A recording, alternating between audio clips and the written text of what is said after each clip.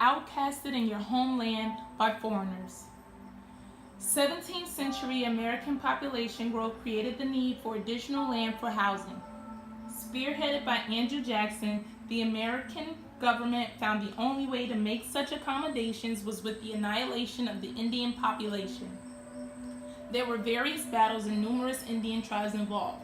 What remained constant was the bribery, thievery, worthless treaties, and unjust massacring under the command of the American government. Government-sanctioned Indian removal began in 1800 in Georgia. The government suggested Indians move to western lands and relinquish their current territory. The humane, decent, and just option to move American populations westward and not disrupt Indian communities was never explored.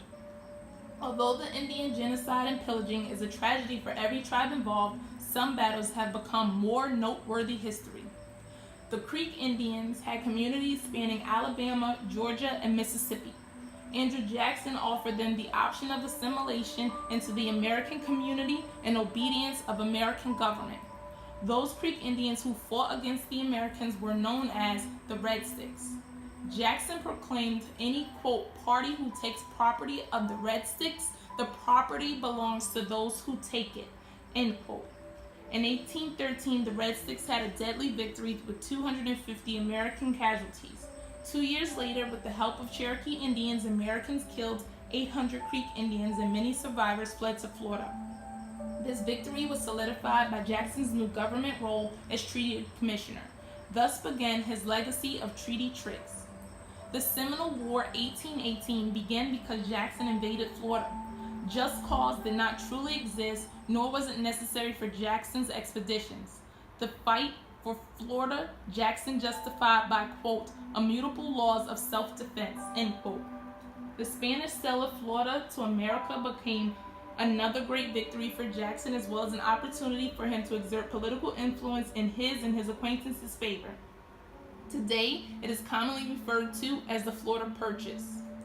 In 1829, the news of gold in Georgia Creek Indian territory led to another deadly pillage of their land, which was supposed to be protected from such incidents by prior treaties. These battles were different than previous. Common Americans, not military, were now the force against Indians. Common civilian Americans enacted laws that laid claim to Indian territory and property, including livestock. Indians were either removed or became tenants to civilian Americans. Many Indians, Creek and Choctaw, were not only defeated but homeless and starved.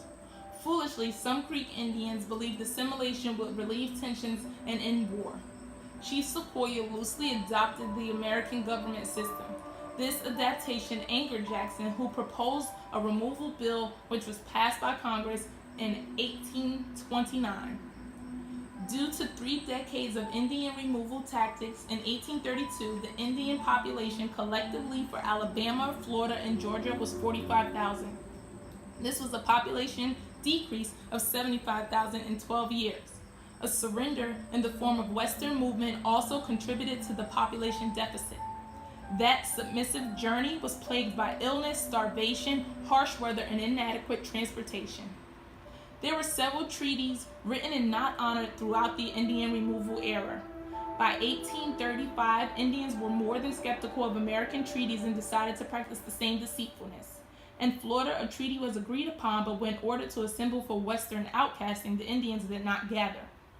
Instead, Seminole Chief Osceola led several attacks on Americans. A surviving general advised the Americans, quote, beware of surprise. Again and again, General, beware of surprise, end quote. Osceola surrendered in 1837 due to lack of resources for war and general survival, a surrender not to be confused with defeat. The Indians were a proud and strong people. Their demise was not due to a lack of strength, but to being outnumbered by American soldiers, civilians, unjust politics, coercion, and harassment. The entire concept of government was foreign to Indians. Their culture was once explained as, quote, only long-established habits and customs, no code of jurisprudence, but the experience of former times, no magistrates, but advisors to whom the people nevertheless pay a willing and implicit obedience, in which age confers rank, wisdom gives power, and moral goodness secures title to universal respect. Chief Tecumseh, Chief Big Warrior, Chief Black Hawk, Chief Sequoia, Chief Osceola, and many others deserve more than mentions in rare historical documents. Their names should be printed boldly in American textbooks. The chiefs should be described as heroes who lived and died with valor. Andrew Jackson's legacy should be whispered shamefully, and he should be described as a manipulative savage. Of course, all that has been stolen cannot be returned to the Indians without creating chaos. However, as long as Andrew Jackson is proudly displayed on American currency and Indian land rights are infringed upon, the American government is indebted to the Indians.